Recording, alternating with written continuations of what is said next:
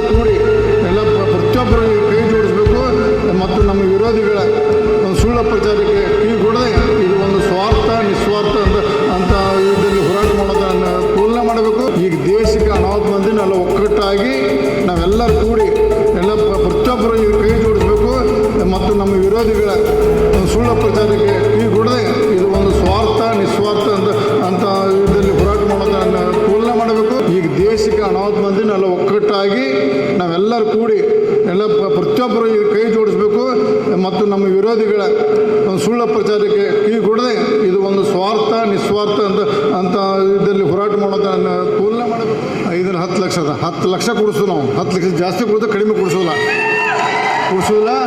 ಒಂದು ಅದನ್ನು ನಾವು ನಾವು ಉಗ್ರ ಹೋರಾಟ ಮಾಡಿ ಇಡೀ ರಾಜ್ಯದ ಜನತೆಗೆ ನಮ್ಮ ಟೀಮ ಇದ್ರ ಬಗ್ಗೆ ಅಧ್ಯಯನ ಮಾಡಲಿಕ್ಕೆ ನಾವು ಮಾಡಿದ್ದೇವೆ. ಮತ್ತು ಸಮಾವೇಶಕ್ಕೆ ಕೊಡುವಂಥ ಒಂದು ಖರ್ಚು ಬೆಳಗಾವಿ ಜಿಲ್ಲೆಯ ಭಾರತೀಯ ಜನತಾ ಕಾರ್ಯಕರ್ತರಿಂದ ನಾವು 1 ಕೋಟಿ ರೂಪಾಯಿ ಅದಕ್ಕೆ ನಾವು ನಿಧಿ 1 ಕೋಟಿ ರೂಪಾಯಿ ನಾವು ನಿಧಿ ಕೊಡ್ತೇವೆ. ನಾವು ನಮ್ಮ ಭಾರತೀಯ ಜನತಾ ಪಕ್ಷ ಬೆಳಗಾವಿ ಜಿಲ್ಲೆ ಕಾರ್ಯಕರ್ತರ ಕೂಡಿಸಿ ಯಾಕಂದ್ರೆ 10 ಕೋಟಿ ರೂಪಾಯಿ ಖರ್ಚಾಗೋದು ನಾವು ಯಾಕಂದ್ರೆ ನಾವು ಒಬ್ಬನೇ ಮಾಡ್ಬೋದು. ರಮೇಶ್ ಜಾರಕಿಹೊಳಿ, ಬಸವರಾಜ ಪಾಟೀಲ್ ಯತ್ನಾಳ್ ಮಾಡ್ಬೋದು, ಜೊಲ್ಲೆ ಅವರು ಮಾಡ್ಬೋದು, ಲಿಂಬೋಳಿ ಮಾಡ್ಬೋದು, ಇನ್ನು ಅನೇಕರೆಲ್ಲ ತಾಕತ್ತೆ. ಆದರೆ ಅದು ಸರ್ವಾಧಿಕಾರಕರು ಮತ್ತೊಬ್ಬ ನಾನು ಪೂಜ್ಯ ತಂದೆ ಪೂಜ್ಯ ಮಗ ಹಾಕಣ್ಣ ಮಾಡ್ರೆ ಅದೇನಾರು ಮಾಡಿಬಿಟ್ರೆ ನಾನೇ ಖರ್ಚು ಮಾಡಿ ನಾನೇ ಅದು ಸಭೆ ಆಯೋಜನೆ ಮಾಡಿದ್ರೆ ಅದು ನಾನು ಪೂಜ್ಯ ತಂದೆ ಪೂಜ್ಯ ಮಗ ಹಾಕಿ ಕುಣ್ತೇನೆ. ಅದಕ್ಕೆ ನಾವು ನಮ್ಮಲ್ಲಿ ಒಂದು ನಿರ್ಣಯ ತೊಗೊಂಡು ಈ ಒಂದು ಹೋರಾಟ ಎಲ್ಲರೂ ಸಾಮೂಹಿಕ ನಾಯಕತ್ವದಲ್ಲಿ ಮಾಡಬೇಕಂತ ಉದಾಹರಣೆ ಇದೆ. ನಮ್ಮ ಬೆಳಗಾವಿ ಜಿಲ್ಲೆ BJP ಕಾರ್ಯಕರ್ತ 1 ಕೋಟಿ ರೂಪಾಯಿ ನಾವು ಈ ಸಮಾವೇಶಕ್ಕೆ ನಾನು ಕೊಡ್ತೀನಿ ಅಂತ ಸಂದರ್ಭ ಹೇಳಕ್ಕೆ ಇಚ್ಛೆಪಡ್ತೀವಿ. ನಾವು ಸತತ 5 ಬಾರಿ ಶಾಸಕ ಇದ್ದು ಈ 2 ಬಾರಿ ಈ BJPಯಲ್ಲಿ ಶಾಸಕ 7 ಬಾರಿ ಶಾಸಕ ಆಗಿ ನಮ್ಗಿಂತ ಮೊದಲಾಗಿ ಕುಮಾರಂಗಂ ಬಂಗಾರಪ್ಪರದು ಅಥವಾ ಯತ್ನಾಳವರು ಮೊದಲಿಂದ ಇದ್ದು ವಫ್ ಬಗ್ಗೆ ಎಷ್ಟು ಕೆಟ್ಟ ಕರಾಳ ಕಾಣುತ್ತೆ ನಮ್ಗೆ ಗೊತ್ತಿರಲಿಲ್ಲ. ಯಾಕಂದ್ರೆ ವಫ್ ಅಂದರೆ ನಾವು ಒಂದು ಮುಸಲ್ಮಾನರ ಒಂದು ಸಮಾಜದ ಏಳಿಗೆಗಾಗಿ ಇರಬೇಕಂತ ನಮ್ಮ ತಲೆಯಲ್ಲಿತ್ತು. ನಮ್ಮ ದೇಶದಲ್ಲಿ ಈ ವಫ್ದಿಂದ ಎಷ್ಟು ಅನ್ಯಾಯ ಆಗೈತೆ ಅನ್ನುವಂಥ ಪೂರ್ಣ ಅಧ್ಯಯನ ಆಗಬೇಕಂತ ಮುಂದೆ ಹಾಕಿದ್ದಾರೆ. ಯಾಕಂದರೆ ಇದು ಒಂದು ಪಕ್ಷಾತೀತ ಜಾತ್ಯತೀತ ಹೋರಾಟ ಇದೆ. ವಿಶೇಷವಾಗಿ ವಫ್ ಹೋರಾಟ ಮುಸಲ್ಮಾನ ವಿರುದ್ಧ ಅಂತ ಬಿಂಬಿಸಿಕೊಂಬ ಪ್ರಯತ್ನ ಮಾಡ್ತಾರೆ ಕೆಲವು ಜನ. ಇದು ನೀವು ನೋಡಿರ್ಬೋದು, ಮುಸಲ್ಮಾನರ ಹೊಲಗಳು ಸಹಿತ ಮುಸಲ್ಮಾನ ಅಂಗಡಿಗಳು ಸಹಿತ ಅವ್ರ ವಫ್ ಕಂಬಳಿಕೆ ಮಾಡ್ಕೊಂಡು ಒಂದು ವಫ್ದಿಂದ ಮಾಫಿ ಆಗಿದೆ. ಅದು ನಮ್ಮ ವಫ್ ಆಸ್ತಿ ಅನ್ನೋದು ತೊಗೊಳ್ಳೋದು. ಉದಾಹರಣೆ ಬೆಂಗಳೂರು ಅಂತ ಪಟ್ಟಣದಲ್ಲಿ, ಮುಂಬೈ ಅಂತ ಪಟ್ಟಣದಲ್ಲಿ, ಪುಣಾದಲ್ಲಿ, ದಿಲ್ಲಿಯಲ್ಲಿ, ಜೈಪುರದಲ್ಲಿ ವಫ್ ಮುಖಾಂತರ ಭೂಮಿ ನಮ್ಮ ತೊಗೊಳ್ಳೋದು. ಅದು ವರ್ಷಕ್ಕೆ 10,000 ರೂಪಾಯಿ ನಿಗದಿ ಮಾಡೋದು.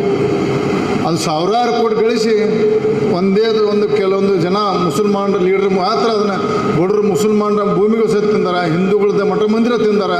ಒಂದು ವ್ಯವಸ್ಥಿತ ಮಾಫಿ ಇರೋದ್ರಿಂದ ಸಂಪೂರ್ಣವಾಗಿ ಇನ್ನು ತೆಗೆದು ರಾಜ್ಯಕ್ಕೆ ಮತ್ತು ಇದು ಬರೀ ಕರ್ನಾಟಕದ ಒಂದು ಕೆಲವೊಂದು ಭಾಗದಲ್ಲಿ ಮಾತ್ರ ಇದು ಹೋರಾಟ. ಇದು ವಫ್ದ ಅನ್ಯಾಯ ತಗೋಬೇಡ್ರಿ.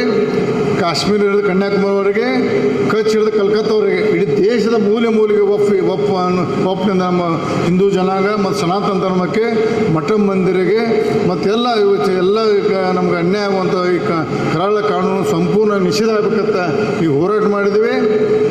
ಮತ್ತು ಈಗ 2ನೇ ಹಂತದ ಪ್ರಾರಂಭ ಇಡೀ ರಾಜ್ಯದ ಪ್ರತಿಯೊಂದು ಜಿಲ್ಲೆ ಎಲ್ಲೆಲ್ಲಿ ತಾಲೂಕು ಮಟ್ಟದ ಸಹಿತ ಎಲ್ಲೆಲ್ಲಿ ಅವ್ರಿಗೆ ಅನಾಹುತದಲ್ಲಿ ಸಂಪೂರ್ಣವಾಗಿ ಅವ್ರ ಬೆಂಬಲಿಗೆ ನಿಂತು ನಾವು ಜಾಗಕ್ಕೆ ಹೋಗಿ ಆ ಒಂದು ಕರಾಳ ಕಾನೂನು ಬಗ್ಗೆ ನಾವು ನಾಳೆ ಡೆಲ್ಲಿ ಹೋಗಿ ಇನ್ನೂ ನಮ್ಮ ಲಿಂಬೋಳಿ ಅವರಲ್ಲಿ ಮ್ಯಾಲಿನಲ್ಲಿ ಮಾತಾಡಿದ್ದಾರೆ.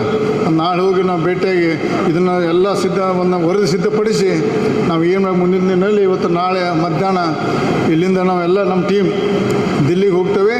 ದಿಲ್ಲಿಯಲ್ಲಿ ನಾವು ಯಾರ್ಯಾರಿಗೆ ಭೇಟಿಯಾಗಿ ನಾವು ಅದು ವರದಿ ಕೊಡ್ಬೇಕಂತ ನಾಳೆ ತಿಳಿಸ್ತೀವಿ ತಮಗೆ. ಯಾಕಂದ್ರೆ ಈ ಕರಾಳ ಕಾನೂನು ರದ್ದಾಗಬೇಕು ಮತ್ತು ಇದು ಪೂರ್ಣ ಪ್ರಮಾಣ ರಾಜ್ಯ ಮಟ್ಟದ ವ್ಯಾಪ್ತಿಯಲ್ಲಿ ಇದೊಂದು ಪ್ರವಾಸ ಆದ ನಂತರ ಕೊನೆಗೆ ನಾವು ದಾವಣಗೆರೆಯಲ್ಲಿ ಒಂದು ದೊಡ್ಡ ಒಂದು ಸಮಾವೇಶ ಮಾಡ್ತೀವಿ. ಭಾರತೀಯ ಜನತಾ ಪಕ್ಷ ನೇತೃತ್ವದಲ್ಲಿ ನಾವು ಒಂದು ದೊಡ್ಡ ಸಮಾವೇಶ ಮಾಡ್ತೇವೆ. ಇವತ್ತು ಉದಯವಾಣಿಯಲ್ಲಿ ಬಹುಶಃ ಒಂದು ಆರ್ಟಿಕಲ್ ಬರ್ತಾರೆ, ಉದಯವಾಣಿ ಒಳಗೆ ನಮ್ಮ ಫೋಟೋ ಆಗಿ ಬರ್ತಾರೆ. 5 10 ಲಕ್ಷ ಕೊಡಿಸೋದು ನಾವು 10 ಲಕ್ಷ ಜಾಸ್ತಿ ಕೊಡೋದು ಕಡಿಮೆ ಕೊಡಿಸೋಲ್ಲ. ಉಳಿಸೋದಿಲ್ಲ. ಅದನ್ನು ನಾವು ಉಗ್ರ ಹೋರಾಟ ಮಾಡಿ ಇಡೀ ರಾಜ್ಯದ ಜನತೆಗೆ ನಮ್ಮ ಟೀಮ್ ಇದ್ರ ಬಗ್ಗೆ ಅಧ್ಯಯನ ಮಾಡಲಿಕ್ಕೆ ನಾವು ಮಾಡಿದ್ದೇವೆ. ಮತ್ತು ಸಮಾವೇಶಕ್ಕೆ ಕೊಡುವಂಥ ಒಂದು ಖರ್ಚು ಬೆಳಗಾವಿ ಜಿಲ್ಲೆಯ ಭಾರತೀಯ ಜನತಾ ಕಾರ್ಯಕರ್ತರಿಂದ ನಾವು 1 ಕೋಟಿ ರೂಪಾಯಿ ಅದಕ್ಕೆ ನಾವು ನಿಧಿ 1 ಕೋಟಿ ರೂಪಾಯಿ ನಾವು ನಿಧಿ ಕೊಡ್ತೇವೆ. ನಮ್ಮ ಭಾರತೀಯ ಜನತಾ ಪಕ್ಷ ಬೆಳಗಾವಿ ಜಿಲ್ಲೆ ಕಾರ್ಯಕರ್ತನ ಕೂಡಿಸಿ ಯಾಕಂದ್ರೆ 10 ಕೋಟಿ ರೂಪಾಯಿ ಖರ್ಚಾಗೋದು. ನಾವು ಯಾಕಂದ್ರೆ ನಾವು ಒಬ್ಬನೇ ಮಾಡ್ಬೋದು, ರಮೇಶ್ ಜಾರಕಿಹೊಳಿ, ಬಸವ ಪಾಟೀಲ್ ಯತ್ನಾಳ್ ಮಾಡ್ಬೋದು, ಜೊಲ್ಲೆ ಅವರು ಮಾಡ್ಬೋದು, ಲಿಂಬೋಳಿ ಮಾಡ್ಬೋದು, ಇನ್ನು ಅನೇಕರೆಲ್ಲ ತಾಕತ್ತೆ. ಆದರೆ ಅದು ಸರ್ವಾಧಿಕಾರಕರು ಮತ್ತೊಬ್ಬ ನಾನು ಪೂಜ್ಯ ತಂದೆ ಪೂಜ್ಯ ಮಗ ಹಾಕಣ್ಣ ಮಾಡ್ರೆ ಅದೇನಾರು ಮಾಡಿಬಿಟ್ರೆ ನಾನೇ ಖರ್ಚು ಮಾಡಿ ನಾನೇ ಅದು ಸಭೆ ಆಯೋಜನೆ ಮಾಡಿದ್ರೆ ಅದು ನಾನು ಪೂಜ್ಯ ತಂದೆ ಪೂಜ್ಯ ಮಗ ಹಾಕಿ ಕುಂತಾನೆ. ಅದಕ್ಕೆ ನಾವು ನಮ್ಮಲ್ಲಿ ಮೊದಲೇ ನಿರ್ಣಯ ತಗೊಂಡು ಈ ಒಂದು ಹೋರಾಟ ಎಲ್ಲರೂ ಸಾಮೂಹಿಕ ನಾಯಕತ್ವದಲ್ಲಿ ಮಾಡಬೇಕಂತ ಉದಾಹರಣೆ ಇದೆ. ನಮ್ಮ ಬೆಳಗಾವಿ ಜಿಲ್ಲೆ BJP ಕಾರ್ಯಕರ್ತ 1 ಕೋಟಿ ರೂಪಾಯಿ ನಾವು ಈ ಸಮಾವೇಶಕ್ಕೆ ನಾನು ಕೊಡ್ತೀನಿ ಅಂತ ಸಂದರ್ಭ ಹೇಳಕ್ಕೆ ಇಚ್ಛೆಪಡ್ತೀವಿ. ಮತ್ತು ಇನ್ನೂ ಅನೇಕ ಜನರು ಎಲ್ಲರೂ ಕೈ ಜೋಡಿಸಿ ಭಾಳಷ್ಟು ದೊಡ್ಡ ಪ್ರಮಾಣ 10 ಲಕ್ಷಕ್ಕೆ 10 ಜನ ಕೂಡಿಸಿ ನಾವು ಯಾರಿಗೆ ಶಕ್ತಿ ಪ್ರದಾನ ತೋರಿಸೈತಿ ಇಡೀ ನಮ್ಮ ಈ ವಕ್ಫ್ ವಿರೋಧ ಹೋರಾಟಗಾರರಿಗೆ ಮತ್ತು ಇದನ್ನು ಸುಳ್ಳು ಪ್ರಚಾರ ಮಾಡಿ ತಮ್ಮ ಸ್ವಾರ್ಥಕ್ಕೋಸ್ಕರ ಸಭೆಯನ್ನು ಮಾಡತ್ತಾರೆ ಅನ್ನುವಂಥ ಕೆಟ್ಟ ಒಂದು ಟೀಮ್ ಇದೆ ನಮ್ಮಲ್ಲಿ. ಅವ್ರ ಹೆಸರನ್ನ ತಗೋದಿಲ್ಲ. ನಾವು ಯಾವುದೇ ಥರದ ಉದ್ದೇಶ ಇಲ್ಲ. ನಾವೇನು ಮಂತ್ರಿ ಆಗಬೇಕು, ಯತ್ನಾಳ್ ಅವ್ರ ಮುಖ್ಯಮಂತ್ರಿ ಆಗಬೇಕು, ಕುಮಾರ್ ಅಧ್ಯಕ್ಷ ಆಗಬೇಕು, ನಮ್ಮ ಇದರಲ್ಲೇ ಇಲ್ಲ. ನಾವು ವಕ್ಫ್ದಲ್ಲಿ ರೈತರಿಗೆ ಅನ್ಯಾಯಕ್ಕೆ ನಾವು ಹೋರಾಡತ್ತು.